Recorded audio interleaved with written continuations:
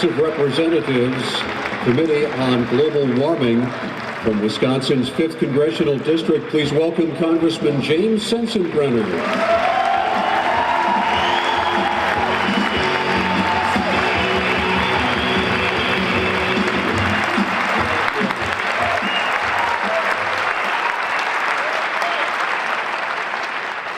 Thank you for having me here today, and thank you more often than coming out here today.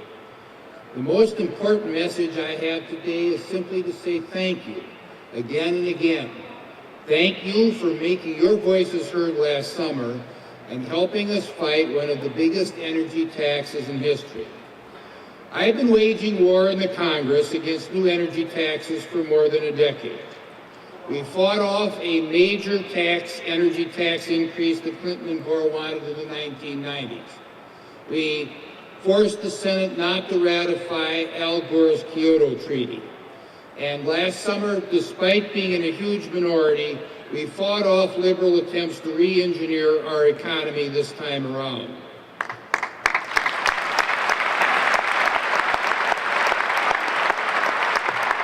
President Obama had the majorities he needed to push through his climate plan, which would have imposed huge tax hikes on your energy bill and mine. I call his plan cap and tax because there it contains a hidden tax that would be billed into all of our gas and energy bills. And anybody who calls this cap and trade rather than cap and tax is falling into the semantics trap that the liberals want to set for us. Last summer, I was one of 212 members to vote against the new tax, but my vote wasn't enough. Speaker Pelosi managed to twist enough arms to win by 7 votes. But last August, members of Congress who voted for the tax had to go home and face their constituents. They heard from people struggling in a bad economy who could not afford higher gas and electric prices.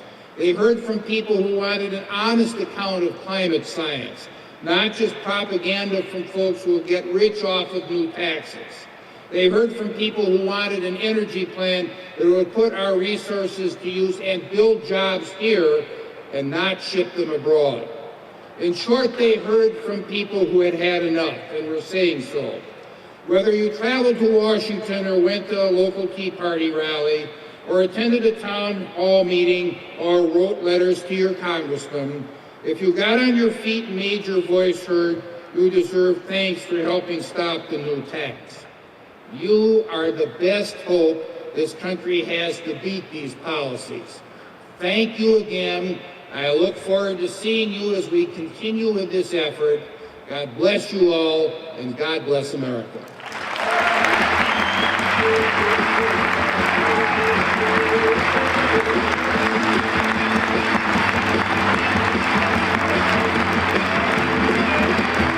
Please join Americans for Prosperity in welcoming the national spokesperson for the Congress of Racial Equality, Niger Innis.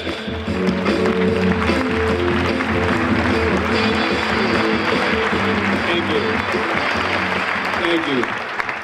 What a wonderful audience on a pretty chilly day. You're going to have to be gentle with me. I'm coming from southern Nevada where the weather is approaching 80 degrees.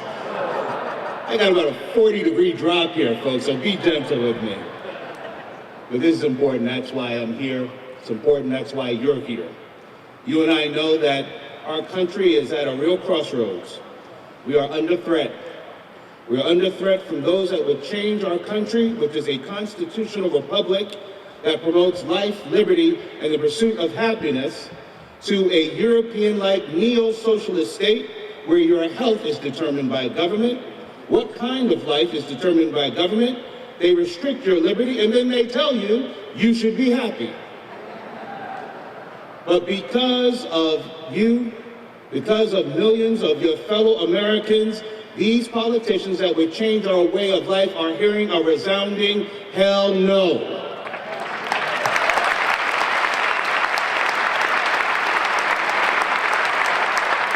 It is because of people like the Americans for Prosperity, the town halls around this country, the tea parties across this country, that we are determined to take our country back. And the American people are waking up. We are finally waking up, and the political winds are blowing in our direction. But let me warn you, ladies and gentlemen, this fight did not start yesterday, and it will not be over after 1 or 2 election cycles. It is an eternal struggle. It is a struggle for the generations. So let us stay vigilant, let us stay focused. And here today, I'm here to tell you, ladies and gentlemen, you are not alone in this fight for liberty.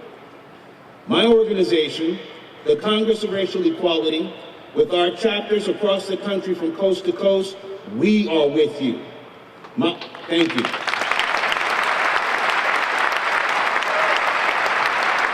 My partner organization, the High Impact Leadership Coalition, a coalition of Black and white-led churches across this country, they are with you too.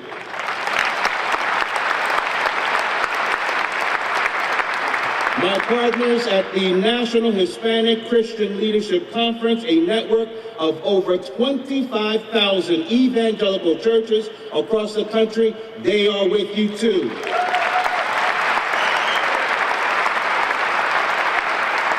So let us together, let us win this battle in 2010, let us take back our country in 2012, but most importantly, ladies and gentlemen, when we put new politicians in positions of power, let us tell them that their bosses don't reside in Paris or Berlin or the United Nations. Let us tell them they don't write for the New York Times or watch MSNBC. Let us tell them that their Bible should be the United States Constitution, their boss, the American people, and let us tell them that if they don't listen to their real boss, the American people, that like their predecessors, will kick their butts out too. God bless you.